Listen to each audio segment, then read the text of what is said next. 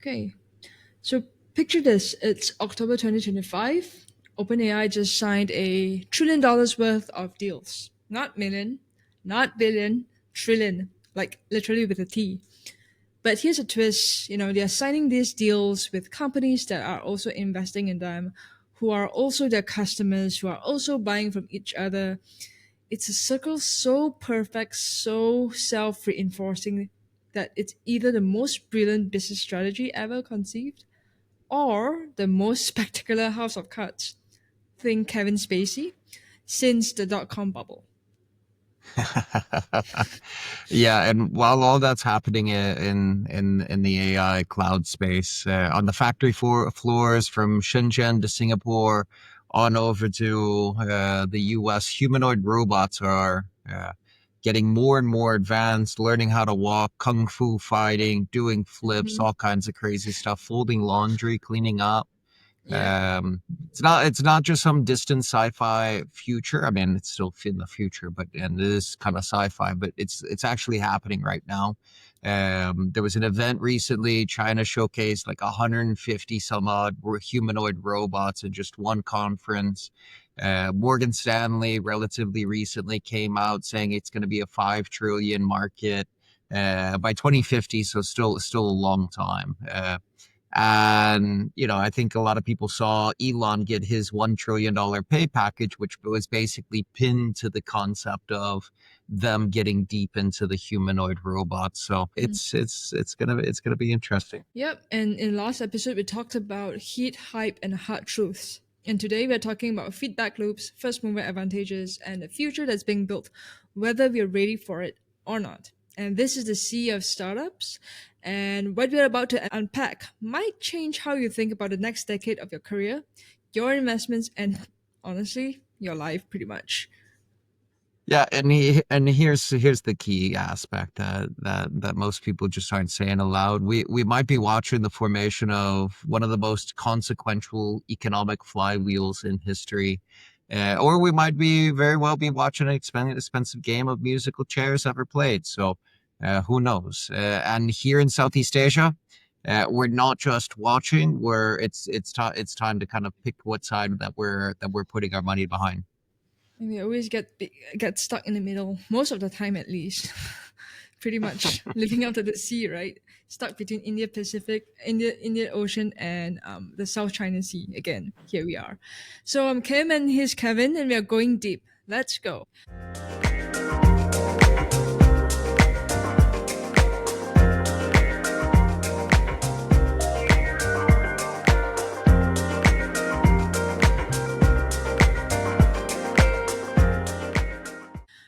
All right, so let's start this out with what's actually happening. Background on the story in regards to this. So 2025, OpenAI, company behind ChatGPT, basically started structuring a whole bunch of deals, um, adding up to like $1 trillion. Sam Altman has even come out and said that he wants to raise, I can't remember the number, but it's something crazy like 4 or 5 trillion. He's got photos of him traveling, doing the rounds with sovereign wealth funds, all of that. And like we're talking sizable amounts that's starting to total up close to the GDP of the entirety of Southeast Asia. Yeah, and I'm just going to pause here for a moment, and here's where it gets fascinating. Right now, we have the big names, OpenAI, Nvidia, and all that. It feels like the second Gilded Age, right? Like how you had Vanderbilt for the railroad, steel, and oil of the 19th century, the rise of a new industrial backbone. Think about Nvidia is today's Carnegie Steel. OpenAI is, Standard Oil, controlling pipelines of intelligence, and Microsoft plays the role of JP Morgan, financing and consolidating power. But this isn't just hype, it's the infrastructure layer of the 21st century being carved out. And it's just crazy how things are coming to play right now. It's like, uh, for lack of a better word, maybe a new world order. Right now, like this Gilded Age is about chips, models, and robots. And then back then, monopolies built the skeleton of modern economy. But now it's like AI and robotics companies are building the nervous system. So yeah, I just thought that would be a nice way to draw parallels. And these are normal deals. Like Nvidia agrees to invest up about 100 billion in OpenAI to fund data centers, and in return, OpenAI commits to buying Nvidia's GPUs. Then AMD does basically the same thing, tens of billions in chips, and everyone's chipping in. And AMD takes an equity stake in OpenAI, and Oracle signs a 300 billion cloud contract. Everything's in the cloud, and CoreWeave weaving into the whole ecosystem again, a cloud startup gets billions from both OpenAI and Nvidia. Yeah, it's really wild because some of the interconnectedness that's going on Yeah, in this ecosystem right now, where it's like everyone is like simultaneously customer, investor, supplier. This really started making the rounds because I think a lot of the audience members may or may not have seen this floating around in some of their WhatsApp channels or some of the groups that they're in. But Bloomberg basically broke down and calling it an AI bubble. Now, yeah, mind you, I'm not going to go as far as calling it a bubble. I think there's a lot of hype in it. But basically, what's going on is it's not drastically different than when you rewind the tape back to the deal that OpenAI made with Microsoft in the first place, which was essentially, hey, we'll invest in you in the form of usage of our massive amount of data centers because you need compute. We've got compute. And that's kind of the deal that a lot of the hyperscalers have been making. Hey, we'll invest, but it's basically on usage. So it's kind of this, call it a round tripping of funds or whatever, however you want to end up phrasing it.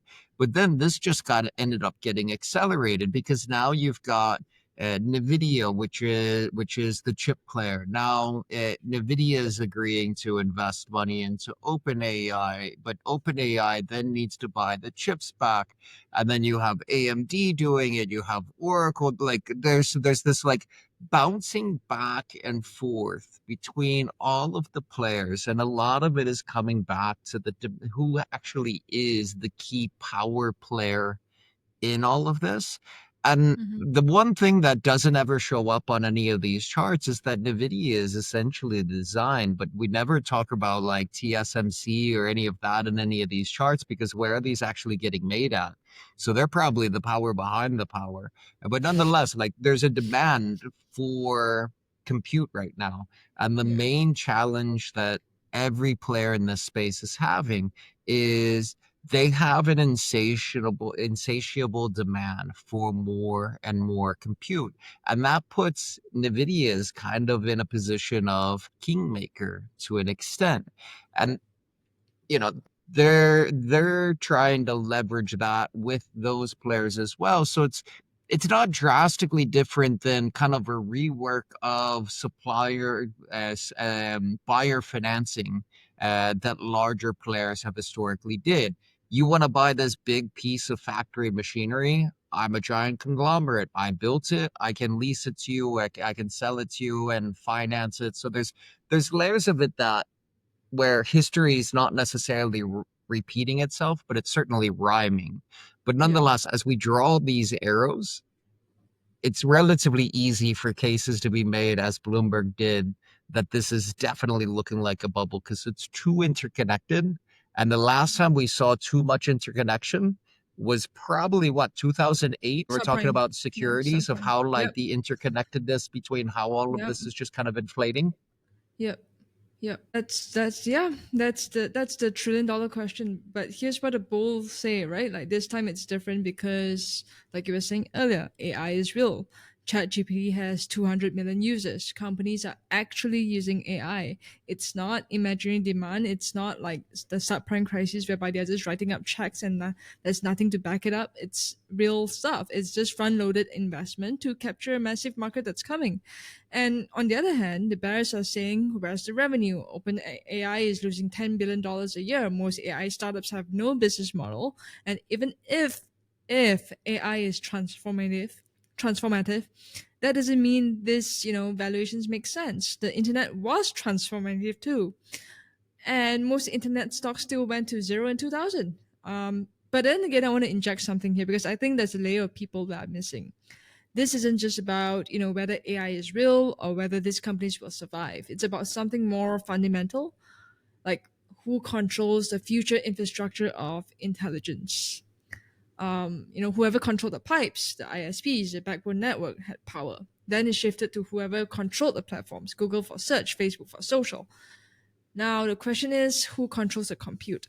Who controls the chips? Who controls the data centers that run AI? That's where the power dynamic starts shifting. And as I said, Nvidia has a whole lot of power because this era of AI is certainly presently dependent upon them.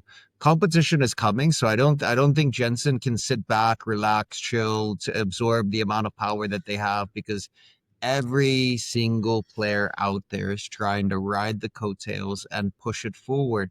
And AMD is following behind. I don't think they have nearly Yeah, the power or weight, but historically they've always been a Me Too sort of player in that space.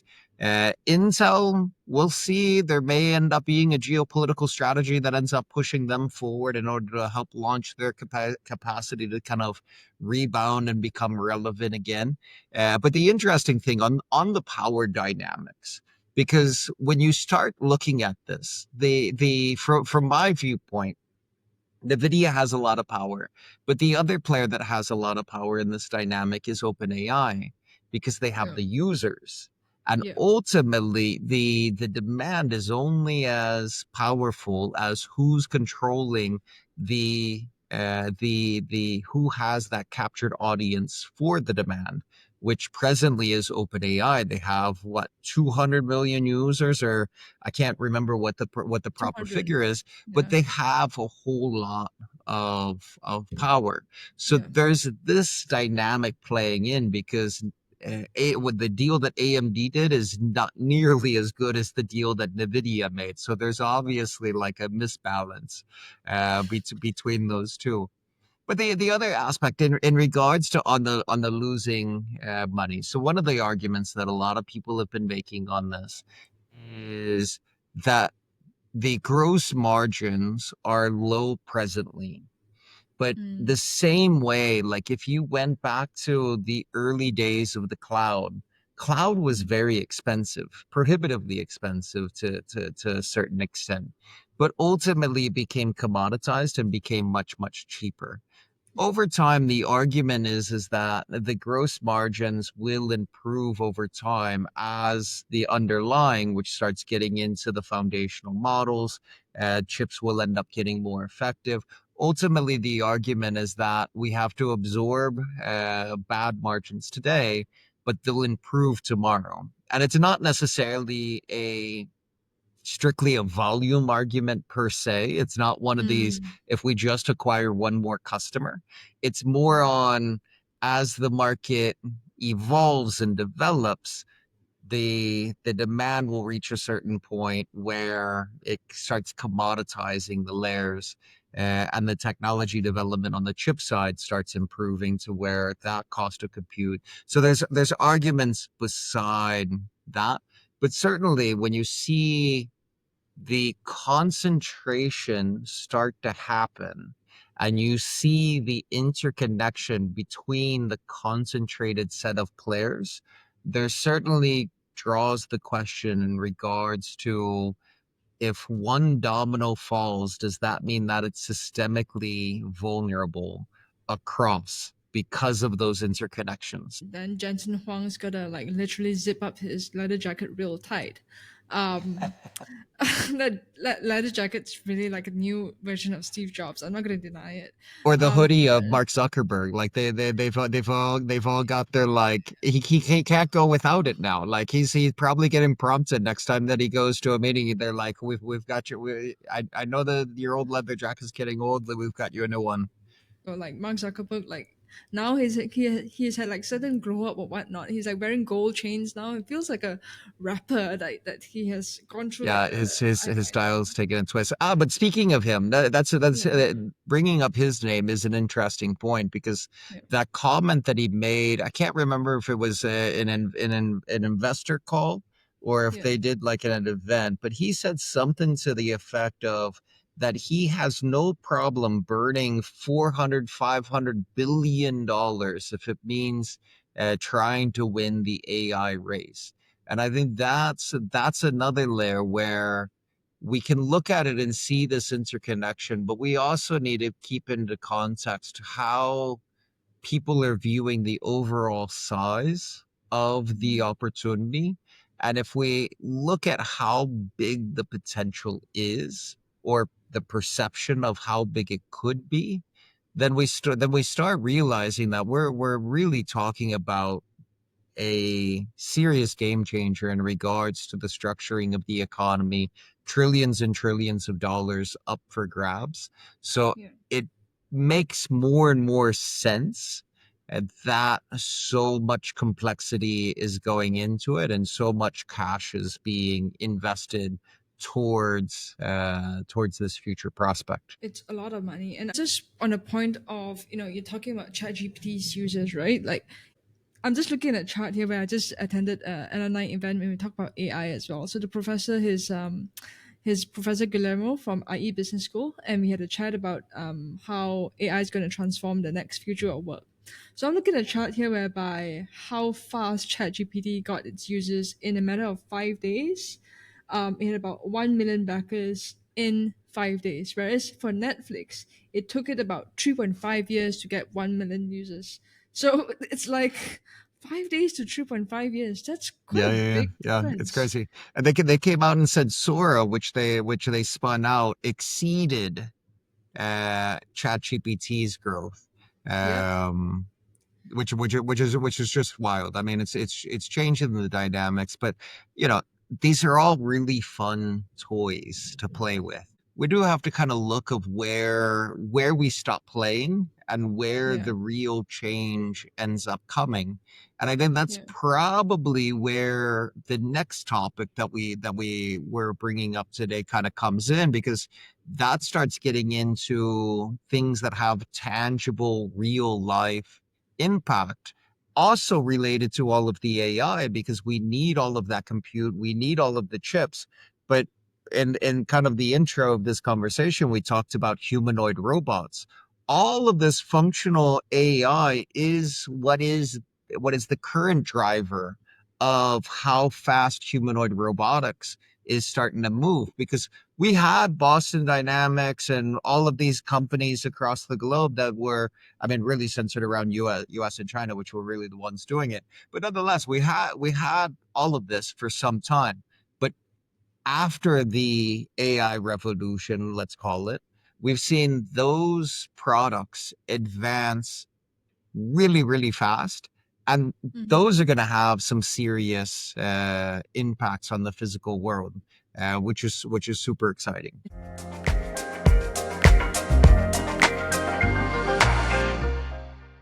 Shanghai, July 2025, there was a World Artificial Intelligence Conference. Over 150 humanoid robots on display, not concepts, not renders, but physical robots, walking, grasping, responding, some serving drinks.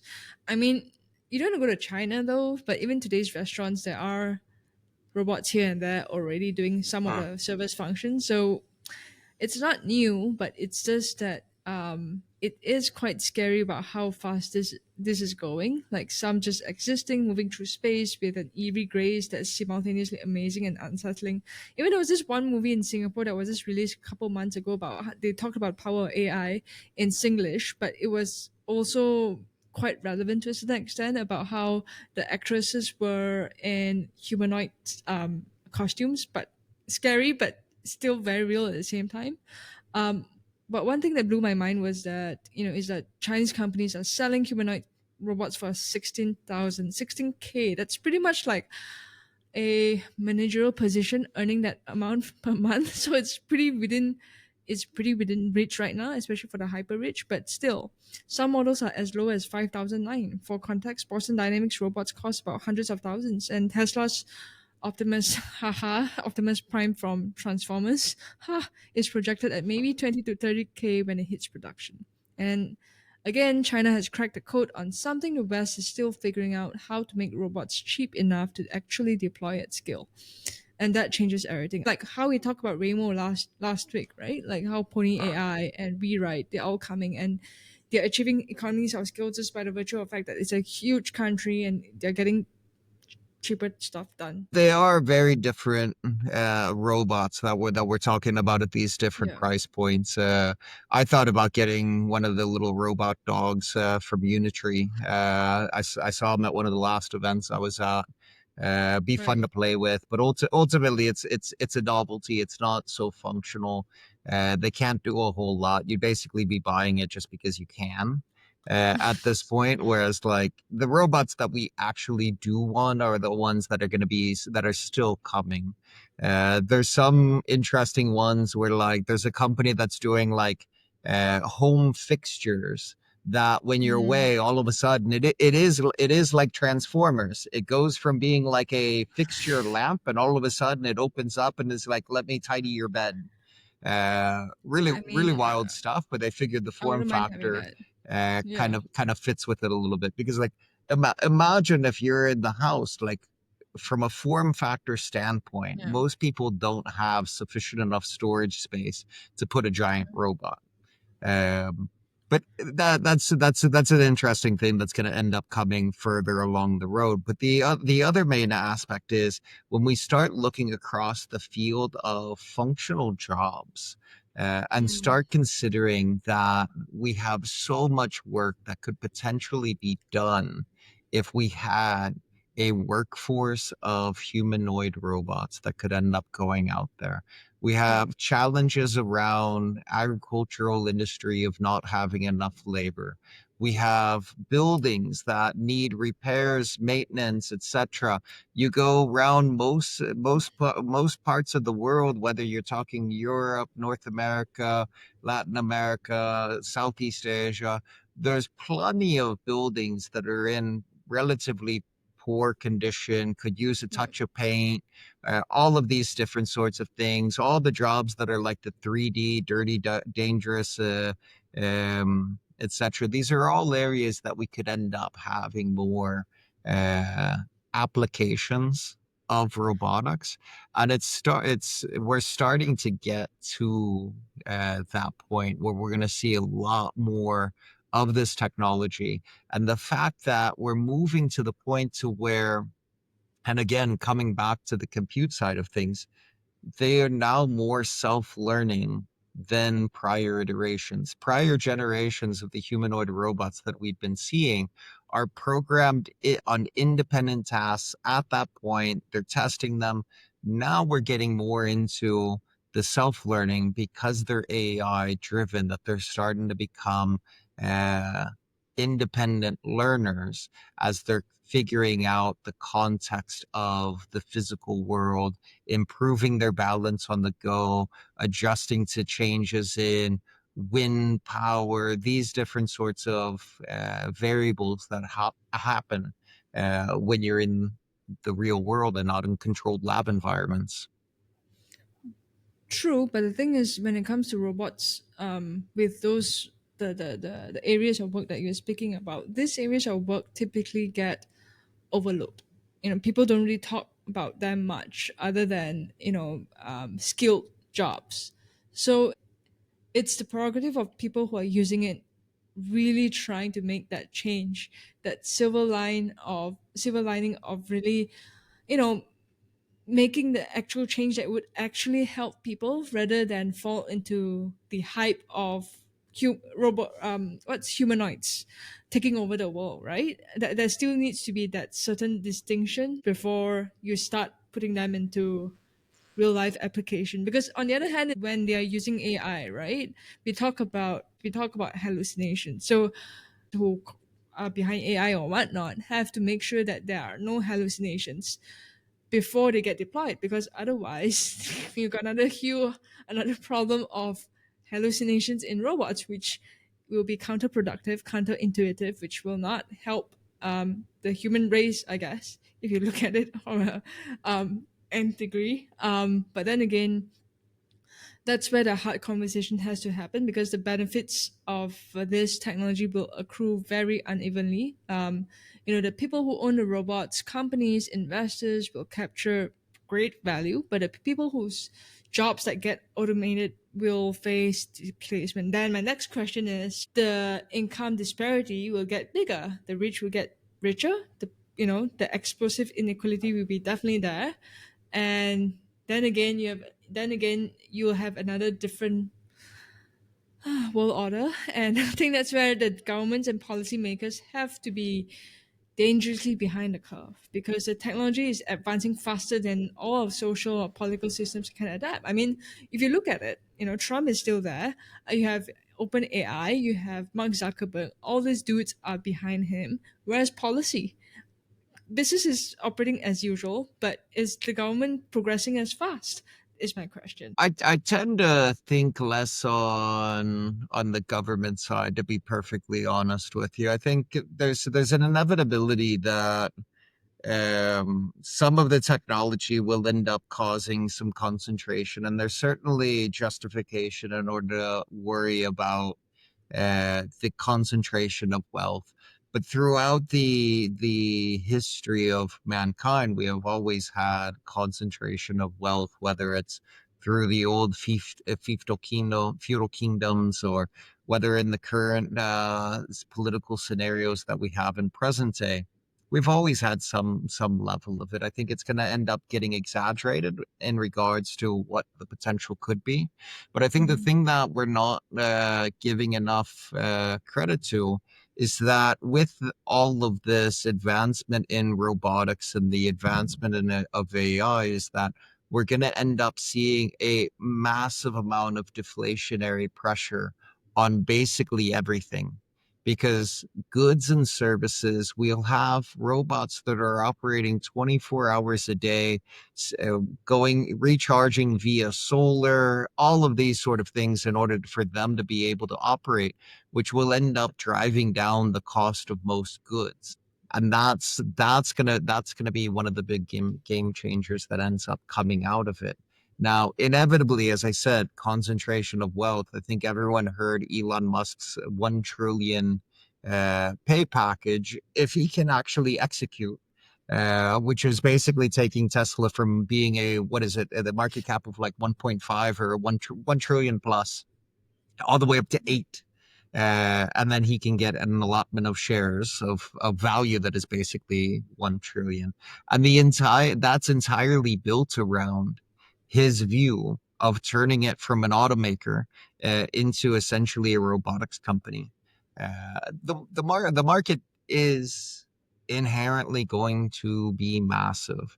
And even with the numbers as is being stated, in, for example, the Morgan Stanley report, I think it said something about there would be like 1 billion robots by 2050. Yep. There's presently like 7 billion people on the planet, so that's like Yeah, one that's in what I'm seven, saying. one robot per seven Exactly. people, which is not Yeah. necessarily like a robot in every household. Like Yeah. when people talk about like the future of, I grew up with a show called The Jetsons, which was, everybody basically had their robot housekeeper. Mm. Um, and that was like a robot in every household. Then every company had their own robots that were doing miscellaneous tasks and all of that. I think that there will inevitably be some challenges to be faced with it. I still side on the edge of optimism, that I think that we'll see so much deflationary results coming from this, that goods and services will just become incredibly cheap. And I don't know if that means that we basically end up finding our way to like a universal basic income sort of thing, if that's like a work a couple hours a day telling the robots what we want them to do sort of thing.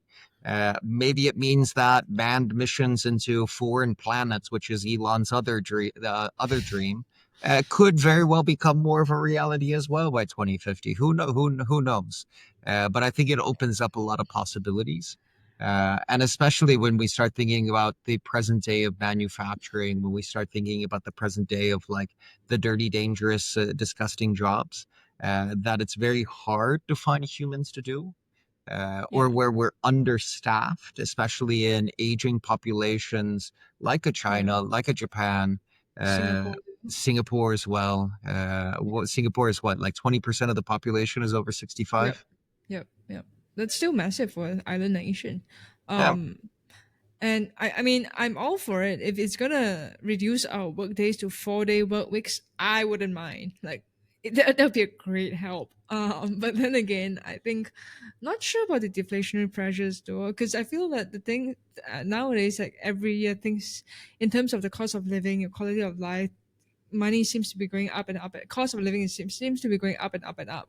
So as much as I want to be behind that, it's also that skepticism that is still there. That's I'll see it when it really happens. But I can see where you're coming from. I'm not going to deny that. But I think if they can, I think the first level would be get the back end sorted, right? First, like the manufacturing sectors, get it done, and then slowly and eventually get the 4 day work week in, which many countries are slowly adopting it now.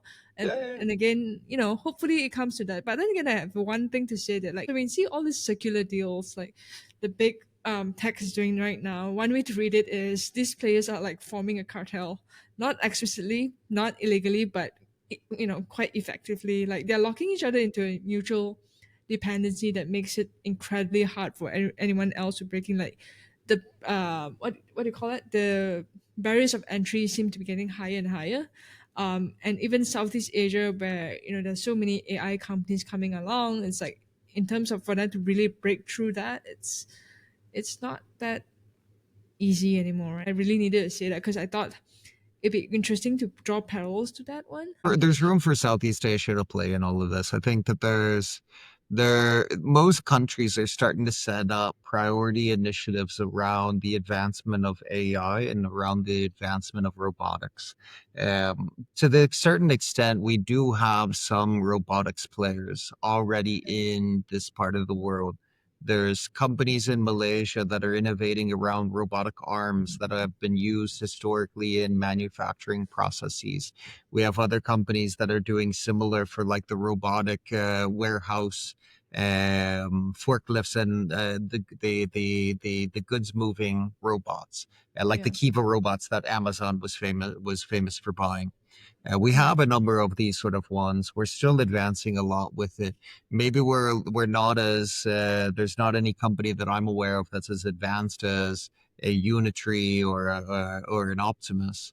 But we have a lot of innovation that's already going in, and I think the key thing is going to end up being willingness to adopt and how they start playing in the innovation game, incentivizing universities, how they're going to start adapting, because ultimately one of the things that Southeast Asia does need to be cognizant of is that historically it has been an offshoring and outsourcing center, and it's been a beneficiary of some of the geopolitics with China that some manufacturing has started to shift over into places like Vietnam, into Malaysia, into Thailand. Philippines has gotten some.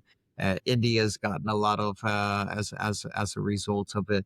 So if there's a change in dynamics in regards to the cost of manufacturing, which is one of the hypothesis that I'm putting forward, then we need to come into asking the question, what's the 50-year plan for Mm. these markets if there needs to be a transition? And we don't want to be transitioning 35 years from now, 40 years from now.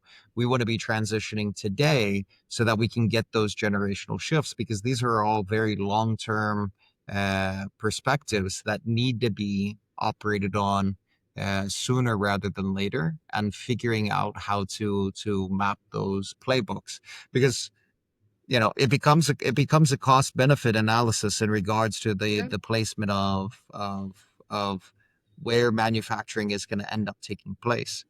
I mean, that's yeah. that's one of the initiatives when they start saying bring manufacturing back to the U.S. It's not going to be people. In all honesty, if it does end up happening, if that initiative does end up leading, it's going to have to be automation, because there's not the people in order to do it. I can't imagine that it's going to end up being your average person in a textile factory or otherwise. It's going to be robotic automation as the driving force. There's a reason why data centers are popping up in the States again, isn't it? Like making More and more. manufacturing. Yeah, yeah, You have to power a lot of the compute that's going to end up yeah, being there. Side note yeah, on all of this, I met an incredible company. They're still early stage, so I think they yeah. raised a Series B round from Japan. And I didn't dig into the scientific backing or validate what they were pitching, but the pitch stuck out to me because it actually is relevant to this exact same topic that we're having right now, which is that this person had developed a technology for wireless transmission of power. One of the use cases that this entrepreneur was targeting was manufacturing. Now, if you think about it, when you start automating with robots in manufacturing facilities, historically it's been a lot of like stationary robotics. Stationary meaning one fixed base and maybe a Yeah. robotic arm that would end up moving around. But Yep. every single installment of robotics would have its own power cables, outlets. You have this mess of wires going all over the place. This founder was trying to solve this and saying we can do away with all of this. This is wasted materials. It's added risk to it because humans that are going through can get entangled. There's all of this Yep. number of things. Um, and so he could just tap in and wirelessly with through RF, I think was the technology that he was using for transmitting the frequency of energy. But you could basically power it remotely without having to have it plugged in. Now, that is an interesting concept that Yeah. would certainly be applicable if we had other forms of robotics, humanoid or otherwise, that started doing more and more automation across factories. It would certainly be enabling technology, especially Hmm. if they're indoor and can't be necessarily recharged by solar or some other form. So lots of interesting technology that's going on out there, and I think Yeah. this recent event with China showcasing so many robots. So I mean, every time I go to a tech conference, there seems to always be some sort of robotics booth somewhere these days, especially for like the big corporate ones. Yeah, but I'm just curious, like the robots, wireless robots and humanoids, how aren't they about the same? Because humanoids you're technically on your own as well, right? And wireless is pretty much you're self-sufficient. But aren't humanoids wireless too? And I don't know whether I'm imagining it right or Yeah, so when I'm saying the wireless, I'm also referencing ones that are not necessarily humanoid because when I'm saying humanoid, it means that it's like shaped like it's humans, supposed right? to be like Yeah. a human. Yeah. There's Okay. lots of other large scale ones that just wouldn't Right. fit for a humanoid. So Okay. if you're talking about manufacturing like an airplane, that's Yeah. too big for the humanoid. So likely is that you have larger robotic arms. Those Right. generally are plugged in.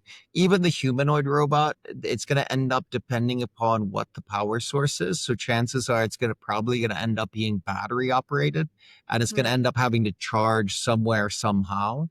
Ideally, recharging via solar or some sort of wireless technology that enables it to constantly have ongoing power. But that's Right. the other thing, which then comes back to the conversation that we had a few weeks past. I can't remember which episode we did, which was on battery technology. Right. And if we're talking Other. about having this roll into tropical destinations, or not even just tropical, because then you have to Yeah. deal with all the different elements, the extremes of cold and the extremes of heat, the extremes of dry, the extremes of humidity, Yeah. desert, sand, all of the different variables there. That all is going to end up having to get factored in on how we power, how the mechanics work, how the protective casings. There's a lot of details in regards to the form factors Yeah. that end up making this something that will actually be commercialized in the near present. But it's still cool to talk about. I don't think we're actually gonna have you're not gonna have your robot helper for a while. No, but even then, it kind of makes you think like the battery aspect, right? Like how are they gonna charge it up? Maybe at that point, solar energy, wind energy, it's so abundant that we are able to charge using that, and then it will become in reality, at least in this part of the world, whereby solar is pretty much constant compared to wind. There's so much wind here, so all this humidity and rain, or maybe I don't know, hydroelectric. I don't know. My mind is going places, but I'm just thinking like what about the state of geopolitical implications of whoever leads in this robotic space? It's not just about economics, right? It's also about power. Like even now, the impact of China versus US. I don't think that's going to slow down at any point in time. And to be honest with you, I think that there's probably going to end up being an outright ban on Chinese robotics going into the US because they're going to look at it and say these are inherently a threat to national security. The same reason that they made the arguments for TikTok. They're going to look at Yeah. humanoid. They're going to look at any sort of robotics and look at them as surveillance vehicles. Inevitably there's going to end up being that challenge there. Whether right or wrong, that's the prediction that I'll put down on the field.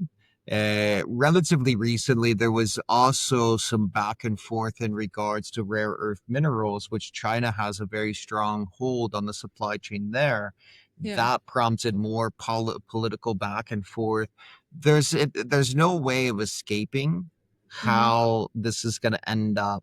That there's inevitably going to be that sort of geopolitical layer, just because there's a lot riding on the power dynamics and what that means to the construction of it.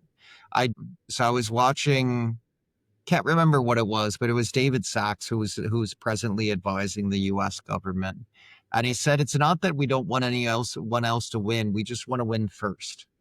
Um, Yeah. Oh, I think I've heard that. Yeah, yeah, I think I've heard that. Yeah. Yeah, Yeah. which is contra to the argument of holding others down, that sort of thing.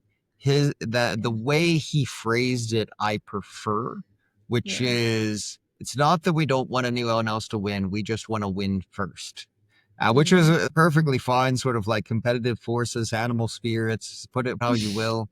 Yeah. Um, we could delve deeper into the politics of it, but that's probably better topic better served in political spheres. As far as the technology, which is what I know more about, Yeah. I'm super intrigued on it. But you can't separate the two, unfortunately. You can't because they are both superpowers that are essentially asking, whose tech ecosystem are you going to adopt? Like, but because if you build your industrial automation on Chinese robots or Chinese AI, you become dependent on Chinese supply chains, Chinese software updates, Chinese standards. Data from those robots might flow back to Chinese servers. Your engineers get trained on Chinese platforms. Everything is all China. And 20 years from now, switching costs might be prohibitive and we are locked in. And then the same logic applies if you go all in on American systems. You're dependent on US semiconductors, US cloud infrastructures, US export policies.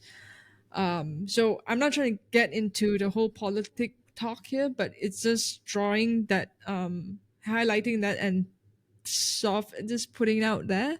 Not going to say too much about it, but the tension is that ASEAN is pretty much economically dependent on China, largest trading partner, massive infrastructure, increasingly the source of the tech.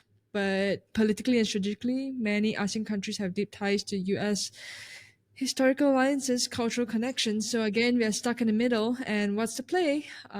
Smart players. C still has to be aggressive in terms of diversifying and being, strategic in its own way.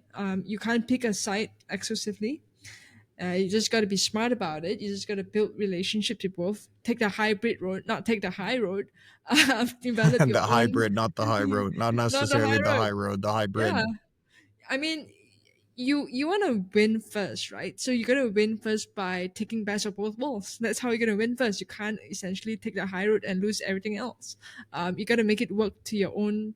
You gotta just make lemonade, man. I mean, build relationships, develop your own capabilities where possible. Like us, getting our own data centers. Everyone wants their own digital sovereignty. Create that optionality. Sit strapping again, hint hint. Essentially, what I'm trying to say is to be bilingual in the tech world. There we go. There we go. Yeah. So like I think the first aspect. I mean, there's definitely a sort of flywheel mindset that when we start looking at the interconnectedness, it is kind of a self-reinforcing cycle of the dependency between others. It's similar to what's happened in other sort of industries. We've seen this before. Hopefully the bubble doesn't burst because we're still so early and the size of the pie is so massive.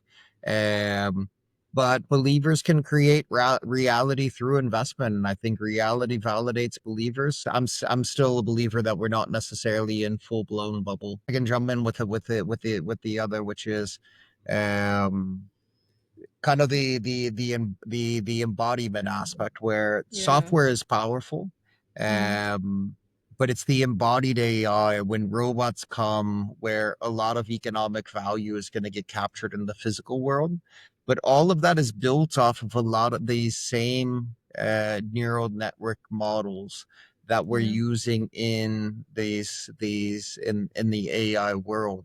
So a lot of the evolution that we're having in AI is directly linked to how fast we're going to end up moving in the physical world with robotics, with autonomous vehicles, with smart infrastructure, with all of these other aspects that I think are going to end up having a massive deflationary impact. Yeah. Just to stay on the safe side is data sovereignty and localization services. Putting it lightly, that both superpowers compete for influence through tech. There will be growing demand for solutions that keep data local, that comply with multiple regulatory regimes, that give countries actual control over their tech infrastructure. I think as long as countries are more protectionist about their own policies, that's the way to go. There's no two ways about it. It's not just limited to the two big superpowers, but I think it applies to the countries who can afford it will do it to protect their own. That's all there is. And it's $1 trillion opportunity disguised as a compliance problem. And it plays to Southeast Asia's strengths, right? Because where we are right now, we understand complexity, we are able to navigate, and we are used to dealing with ambiguity and hybrid solutions. We are always getting squeezed in the middle one way or another, but we really do learn how to make lemonade. And I can't emphasize enough, like, these opportunities exist, but they do require speed. The window is pretty much open right now, and it won't stay open forever. Our ecosystems, once these are locked in and standards solidify, it becomes much, much, much harder to carve out space. And I think that's the urgency piece. And I think we need to channel some of that 0.1% thinking, long term, high conviction, strategic patience combined with tactical aggression. Exactly. So, recap, we talked about the $1 trillion AI investment flywheel, and whether it's brilliant or a bubble. I lean towards the former, not the latter. We explored the humanoid robot revolution and what it means for the future of work, the massive opportunity that's there. And we dove into a bit on the geopolitics of technology and where Southeast Asia's strategic positioning should be. These are bubble dynamics in AI investment right now, and some valuations don't make sense as well. Um, there are secular deals, hype exceeding reality, but I also think that AI is genuinely transformative, and humanoid robots will genuinely reshape the global economy. I mean, both are true simultaneously. And I think here's what I want to hear: if you have more agency than you think, the decision that you make this year, what skills you build, what experiments you run, what relationships you form, matter more than usual. Because I think at this point, as long as data AI is in the picture, we are pretty much almost at an inflection point every other month. There'll be something new. There's going to be new vibe coding. There's something's going to come up. And you don't have to be perfect. You don't have to predict everything correctly. You just have to be in the right direction and adaptable. Not like batteries from continental countries in tropical climates. You got to just adapt. And the biggest mistake is paralysis. The second biggest is blind chasing of hype. And the sweet spot is informed experimentation with clear. All right, that's the show. If your brain hurts a little, that's normal. We covered quite a bit. And the meta theme running through all of it is that we are at a moment of exponential change where individual agency matters more than usual, but uncertainty is always, always higher than usual. We are living in a hyper VUCA time, and the only way through is forward. If you're building in this space, we want to hear from you. Seriously, what are you seeing? What are you struggling with? What patterns are you noticing that we might have missed? And you can find us at seaofstartups.substack.com with our newsletter, our weekly newsletter that covers pretty much our episode. And we're going to churn out more on short form on our Instagram and with the same name and LinkedIn, which we're most active on. All the usual places. And you've got value from this episode, share it with someone who's trying to make sense of this moment because we need more informed conversations, not less. Yeah, until then, stay curious, stay skeptical, but most importantly, Stay in mode. that's it. Thanks for listening to See Your Startups. See you next time.